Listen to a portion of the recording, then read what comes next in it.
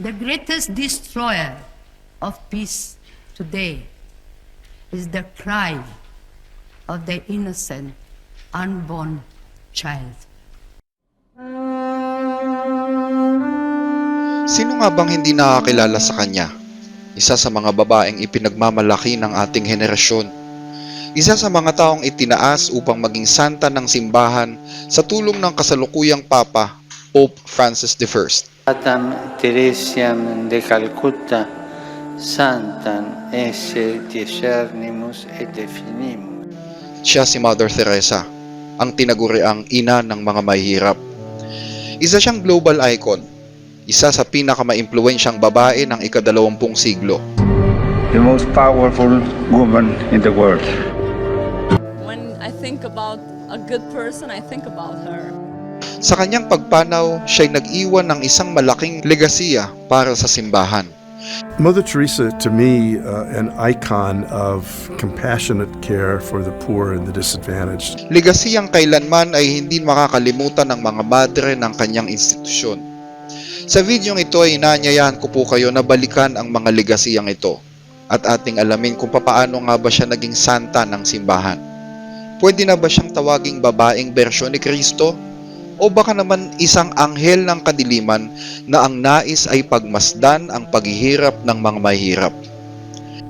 I have lived like an animal in the street, but I'm going to die like an angel.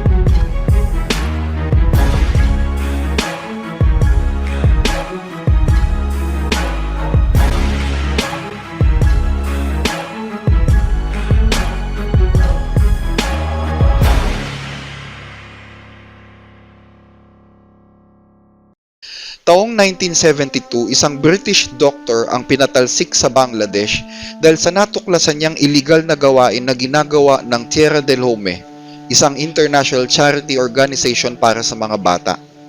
Siya si Dr. Jack Prager.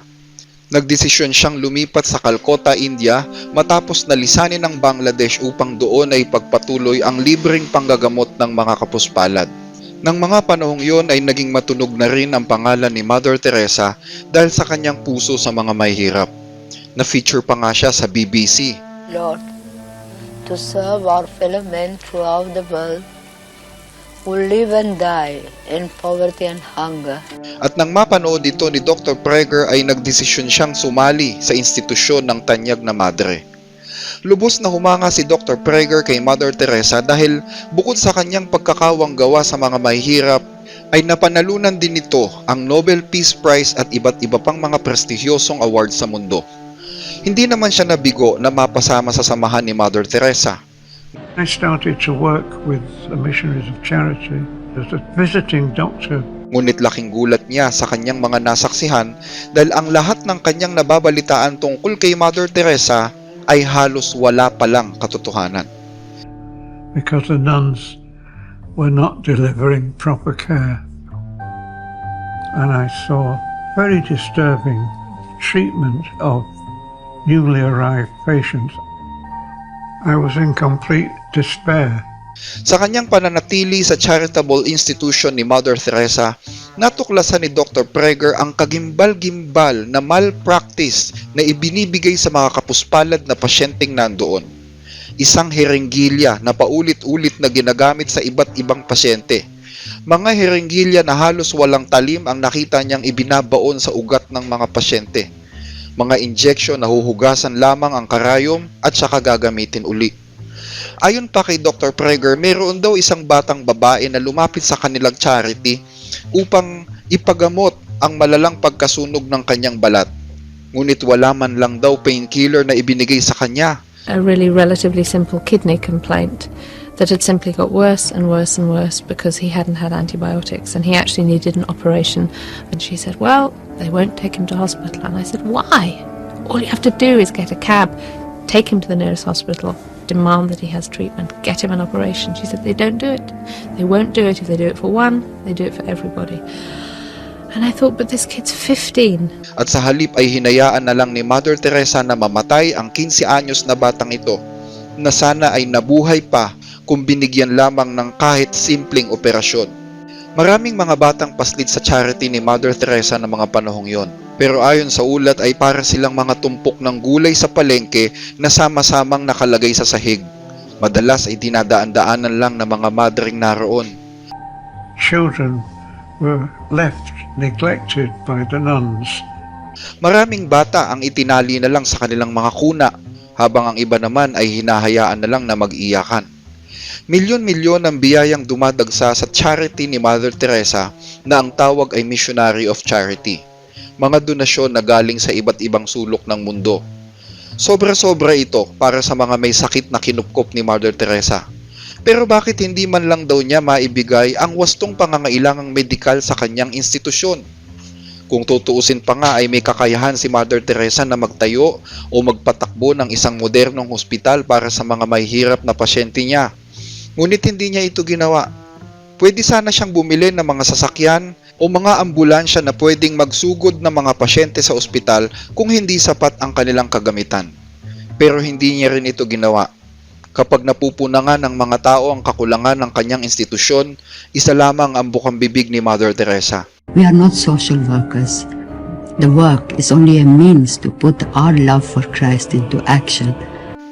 Hindi lamang puro pera ang donasyong natatanggap ng madre. Nakakatanggap din siya ng mga donasyong medical supplies para sa agarang pangangailangan ng mga mahihirap sa kanyang ampunan. Pero may problema, hindi niya ito ginagamit. Ang sakit at paghihirap ng kanyang mga ampon ang nagsisilbing mundo ni Mother Teresa. Dito umiinog ang misyon ng kanyang buhay. Noong 1984, isang trahedya ang gumimbal sa buong India. Tumagas ang nakakalasong kemikal mula sa isang multinational company sa Bhopal, India. Isang kagimbal-gimbal na trahedyang ikinamatay ng halos 2,500 katao, kabilang na ang mga inosenteng bata sa lugar na yon. Dagdag pa dito ang daan-daang mga tao na naapektuhan ng nakalalasong hangin. Maraming tao ang nasawi matapos na sila'y maghirap sa paghinga. Dahil dito ay nagkaroon ng isang malaking protesta laban sa kumpanyang pinangyarihan ng leakage. At alam niyo ba kung ano ang naging reaksyon ni Mother Teresa sa insidenteng ito? What is your message to the people of Bhopal? Forgive. Forgive. Walang bakas ng simpatya na nakita sa babaeng tinaguriang ina ng mahihirap. Isa sa mga madring naging katuwang ni Mother Teresa sa kanyang ampunan ay itong si Miss Mary Johnson. Siya ang kasalukuyang direktor ng A Room of Her Own Foundation. Habang naglilingkod sa charity ni Mother Teresa, tinatawag siya ng kanyang mga kasama bilang si Sister Donata. Noong 1997 ay umalis siya sa charity dahil nagmahal siya ng kapwa madre.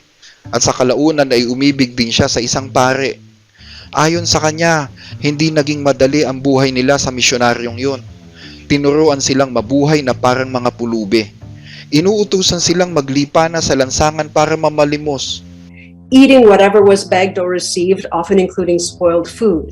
Sisters were frequently humiliated in public for perceived failure or just to keep them in their place. That they used to beg the food, they used to go to beg the food for us and for the people. The people used to give us the extra things that they couldn't sell. We used to have every day bread and oil, and we were not eating ham every day, only on Sundays. So we used to keep this ham till Sunday, and since we have no refrigerator, the ham was already not good when we got it, so on the end it was green, and we have to eat it.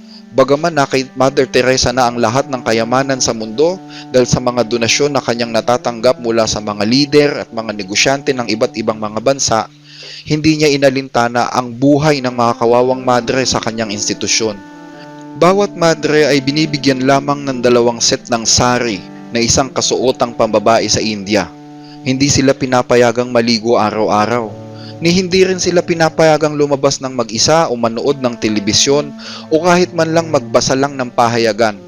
Bawal silang makipag-usap sa mga tao sa labas ng kanilang institusyon at mas lalong bawal silang makipagkita sa kanilang mga mahal sa buhay. they are totally cut off from outside. Ang mga madre ay pinapayagang magsuot ng matinik na chain sa kanilang braso para nang sa gayon ay maranasan nila ang sakit ng katawan araw-araw. Hindi sila pinapayagan ng anumang uri ng pagkikwestiyon. Bawal ang magtanong. Dapat ay laging sumunod ng walang tanong-tanong. Ito ay batay sa kanilang konstitusyon na kung tawagin ay discipline, kung saan hinihikayat ang mga madre na piliin ang hirap at sakit ng katawan kaysa sa kaginhawaan. Inuutusan ang mga madre na maghampas ng latigo sa kanilang katawan araw-araw. Ang tawag dito, mortification of the flesh or self-flagellation. Can you explain the discipline? We had a little, sort of a rope whip with which we would beat ourselves every day. Pero bakit gusto ni Mother Teresa na makita ang paghihirap ng mga tao? Kung tutuusin ay may kakayahan siyang kalingain at ipagamot ang mga taong nasa paligid niya. Bakit nais ni Mother Teresa na torturin ng mga babaeng ito ang kanilang sarili sa ngalan ng disiplina? Yan din po ang paulit-ulit kong tinatanong sa aking sarili habang binabasa ko ang kwento ni Mother Teresa. Si Mother Teresa ay pinanganak sa bayan ng Skopje sa Yugoslavia noong 1910. Anjeze ang tunay niyang pangalan. Ang kanyang ina ay isang relihiyosang babae, habang ang kanyang ama ay isang negosyante. Masaya silang pamilya. Pero dahil sa mahirap na pamumuhay ng mga mamamayan sa Yugoslavia noong mga panahong yon, maraming mga kababayan nila ang nagbuwis ng buhay alang-alang sa kalayaan. At isa ang ama ni Anjeze sa mga taong nasawi sa pakikipaglabang ito, hanggang sa ang kanilang masayang pamilya ay magkawatak-watak. 8 taong gulang noon si Anjeze. Kaya naman ang buong responsibilidad na palakihin ang mga bata ay naiatang lahat sa kanilang ina. Sobrang hirap ng buhay nila ng mga panahong yon. Pero hindi nawalan ng pananampalataya ang kanyang ina, pananampalatayang naitanim din sa isip ng batang si Anjeze. Nagpadala si Anjeze sa radikal na pilosopya ng simbahan, emotionally at mentally. Naikwento sa kanya ng buo ang paghihirap na dinanas ni Jesus sa krus ng Kalbaryo alang-alang sa kasalanan ng sangkatauhan. At alam niyo ba kung ano ang natutunan ni Anjeze sa kwento ng buhay ni Jesus? Natutunan niya na kung ang tao ay nais mapalapit sa Diyos, kailangan ding maranasan ng tao ang kaparehong paghihirap na dinanas ng Panginoong Jesus. Ang mahirap ay dapat manatiling mahirap. Ang nahihirapan ay dapat pang maghirap. At ang mga madreng sinasaktan ng kanilang sarili, yan ang tunay na paglilingkod sa Diyos para kay Mother Teresa. I think it is very beautiful for the poor to accept their lot, to share it with the passion of Christ. I think the world is being much helped by the suffering of the poor people. Nais niyang ikumpara ang mga taong ito sa sinapit ni Jesus sa krus ng Kalbaryo. Pero alam naman natin na wala ito sa Biblia. Hindi ganito ang sinasabi ng Ebanghelyo na kailangang maghirap o pahirapan ng katawan para lang mapalapit sa Diyos. Ang sabi ng Panginoong Hesus, mag-ibigan kayo sa isa't isa at ihinto ninyo ang paggawa ng masama. Pero imbis na sundin ito ni Mother Teresa, hindi ganito ang ipinapagawa niya sa kanyang mga nasasakupan. At dahil walang malay sa Biblia na ang akala niya ay natutuwa ang Diyos sa paghihirap ng mga tao, na misinterpret ni Mother Teresa ang karakter ng tunay na Diyos. 1969 nang maging matunog sa mga Western countries ang pangalan ni Mother Teresa. Sa taong ito ay gumawa rin ng dokumentaryo ang BBC para sa kanya. Dahil sa walang tigil na coverage ng media sa Madre ng Calcutta, maraming tao sa buong mundo ang natawagan ng pansin, hanggang sa siya ay magsimulang maging world sensation. Naging matunog din ang kanyang mga charitable institution. Bigla itong nagkaroon ng mga branches sa iba't ibang panig ng mundo. Sinasabing umaabot sa 15 hanggang 20 mga bahay ampunan ang itinatayo kada taon. Maraming mga kababaihan ang nakisali sa layunin ni Mother Teresa. Sabi nga ni Mother Teresa, para ito sa pag-ibig ng Diyos. Maliban sa Nobel Peace Prize, marami pang natanggap na award si Mother Teresa. Kasama na dito ang prestihiyosong Ramon Magsaysay Award, ang Asian version ng Nobel Prize Award. At dahil sa kanyang mga international exposure, ay bumaha ang mga donasyon mula sa iba't ibang panig ng mundo. Nagkaroon ng charitable institution si Mother Teresa sa New York na kung tawagin ay Holy Ghost. Ayon kay Susan Shields, isang madre na naglingkod dito, kumikita daw ang institusyong ito ng halos 50 milyong dolyar kada taon mula sa mga donasyon. Kaya kung ganito kalaki ang kita ng institusyon sa New York pa lang, papaano pa kaya kung susumahin ang kabuuang kita ng lahat ng mga branches nito sa buong mundo? Walang makakabilang kung magkano ang eksaktong kikitain. Pero alam nyo ba na ang mga donasyong ito para sa mga mahihirap ay hindi naman talaga napakinabangan ng mga mahihirap noong panahong yun? Habang nagkakamatay ang mga tao sa Ethiopia dahil sa gutom noong 1984, isa si Mother Teresa sa mga dumalaw sa mga kapuspalad sa Africa. At muli ay pinuri na naman ng media ang kabutihang puso ni Mother Teresa. At matapos na mapanood ang mga balitang ito, dumagsa ang malalaking halaga ng tseke mula sa iba't ibang panig ng mundo para itulong niya sa mga namamatay sa gutom sa Ethiopia. Tinanong ni Susan Shields aka Sister Virgin ang kanyang superiora kung ipapadala na ba ang mga pera sa Ethiopia. Ang sagot daw ng superiora, hindi tayo magpapadala sa Ethiopia. Pero patuloy pa rin ang pag-issue ng resibo sa mga donors. Ang totoo, hindi naman talaga nilustay ni Mother Teresa ang pera. Sa katunayan nga ay hindi niya ito nagagamit. Ang sabi nga ni Sister Eva Kolodzi, "You should visit the house in New York City. Then you'll understand what happens to donations. In the cellar of the homeless shelter, there are valuable books, jewelry, and gold. What happens to them? The sister receive them with smile and keep them. Most of them lie around, useless forever." Ang tanong lang ng iba, nasaan napupunta ang mga pera? May batas ang gobyerno ng India na kailangang i-disclose ng mga charitable institution ang kanilang financial records. Indian law requires charitable organization to publish their accounts. Mother Teresa's organization ignores this prescription. Pero ayon sa research na ginawa ng isang German journalist na si Walter Wollenweber tungkol sa pananalapi ng mga institusyon ni Mother Teresa, natuklasan niya na lahat ng perang ito ay pinapasok sa Vatican Bank. Para sa kaalaman ninyo, ang Vatican Bank ay hindi katulad ng ibang mga bangko sa mundo. The fortune of this famous charitable organization is controlled from Rome, from an account at the Vatican Bank. And what happens with monies at the Vatican Bank is so secret that even God is not allowed to know about it. Mother normally withdrew all financial support. Branches in very needy countries therefore only receive startup assistance. Most of the money remains in the Vatican Bank. At para makagawa pa ng mas maraming pera, kinaibigan din ni Mother Teresa ang mga diktador at mga scammer sa mundo tulad nila Robert Maxwell, Charles Keating at ng mga diktador gaya nila Jean-Claude Duvalier ng Haiti at Prime Minister Enver Hoxha ng Albania. Isa sa mga negosyanteng kinaibigan niya ay itong negosyanteng si Charles Keating na nag-donate sa kanya ng tumataginting na $1.25 million. At hindi lang yun, pinayagan din si Mother Teresa na gamitin ang private jet ni Keating. Pero alam nyo ba kung sino si Charles Keating? Siya lang naman ang isa sa pinakamalaking mandarambong sa buong Amerika noong panahong yon. Isa siyang mahusay na manloloko at ang niloloko niya ay mahihirap na tao. Kaya nga siya nakulong ng mga time na yon. Pero alam nyo ba na habang isinasagawa ang paglilitis kay Charles Keating, isang kontrobersyal na liham ang ipinadala ni Mother Teresa sa hukom na may hawak ng kaso. Ang sabi niya sa sulat, "Dear Honorable Lance Ito, wala akong alam sa kung anuman ang mga gawain ni Ginoong Charles Keating. Wala rin akong alam sa kanyang mga negosyo o kung anuman ang kailangan ninyo sa kanya. Ang alam ko lang ay mayroon siyang laging mabuting puso para sa mga mahihirap na anak ng Diyos at laging handang tumulong kung may anumang pangangailangan. Dahil dito ay ayokong kalimutan siya habang siya at ang kanyang pamilya ay nagdurusa. Maraming nagawa si Mr. Keating para sa mga mahihirap. Kaya nga sumusulat ako sa inyo alang-alang sa kanya. Kahit sino pang hukom ang makausap ko, ganito din ang sasabihin ko sa kanila. Hihilingin kong magdasal sila at tingnan ang kanilang sariling puso at gawin kung anong pwedeng gawin ni Jesus sa mga ganitong klaseng pagkakataon. At ito rin ang hinihiling ko sa inyo, Your Honor. God bless you, Mother Teresa."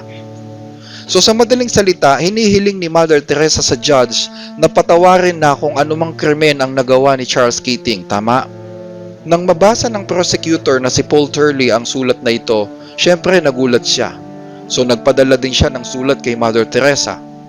Dear Mother Teresa, ako po ang Deputy District Attorney ng Los Angeles County na tumatayong prosecutor ng inyong benefactor na si Charles Keating. Nabasa ko po ang inyong liham. Si Ginoong Charles Keating po ay convicted dahil sa pagnanakaw niya sa halagang $252 million sa halos 17,000 matatandang individual. Ang perang ito ay ginamit niya sa kanyang maluhong pamumuhay. Karamihan ng kanyang biktima ay mga mahihirap at mga matatanda. Tanungin ninyo kung anong pwedeng gawin ni Jesus kung malaman niyang nakaw pala ang perang hawak niya. Hinihiling ko po na ibalik ninyo ang halaga ng perang nakuha ninyo mula kay Ginoong Charles Keating para maibalik ito sa mga taong nagmeme-ari nito. Sincerely yours, Paul Turley. So, hindi na sumagot si Mother Teresa. Hindi niya rin ibinalik pati yung perang nakuha niya. Ano ang tawag dyan? Walang hinto si Mother Teresa sa pagsasabi sa buong mundo na siya ay namumuhay ng isang payak na pamumuhay para sa mga kapuspalan. Pero sa kabilang banda ay namamagitan siya, ipinagtatanggol niya ang mga manlolokong tumangay ng pera ng mga mahihirap. At sa halip na tanggapin ang kanyang pagkakamali, nasangkot din siya sa mas matitindi pang mga kontrobersya. Si Father Donald McQuire ay isang kilalang pare sa kanyang panahon. Mahusay magsalita. Iniikot niya ang buong mundo para dumalo sa mga retreats kung saan hinihikayat niya ang mga kabataang babae na maging mga madre ng simbahan. Isa siyang misyonero. Noong 90s ay nag-umpisa siyang magtrabaho kasama si Mother Teresa. At sa kaunting panahon ay napahanga niya ang tanyag na madre. Dahil dito ay pinagkatiwalaan siya ni Mother Teresa. Siya ang inaatasan ni Mother Teresa na umattend sa mga retreats in her behalf para hikayatin ang mga kabataang babae na magmadre at makilahok sa kanyang charity institution. Hinihikayat niya rin ang mga relihiyosong magulang na payagan ang kanilang mga menor de edad na anak na lalaki na sumama sa kanyang gawain. Sa madaling salita ay magtatrabaho ang mga menor de edad na mga batang lalaking ito kasama si Father McQuire. Pero ang totoo, ginagamit ni Father McQuire ang mga batang ito sa kanyang mahalay na pangangailangan.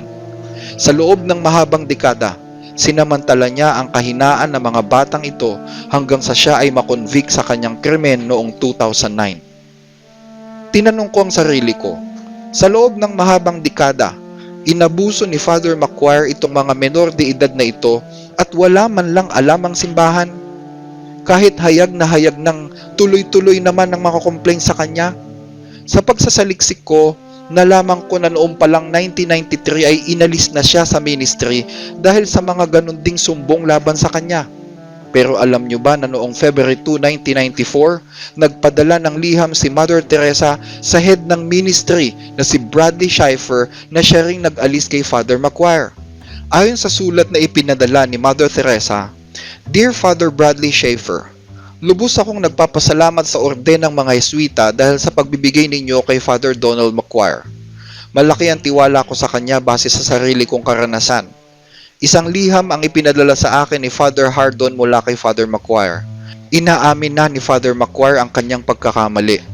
Nauunawaan ko kung gaano katindi ang mga isyong kinakaharap ng kaparian sa Amerika at kung gaano natin iniingatan ang kalinisan at reputasyon ng ating mga pari. Malaki ang tiwala ko kay Dr. McQuire at nais kong makita na makabalik siya sa kanyang gawain sa lalong madaling panahon.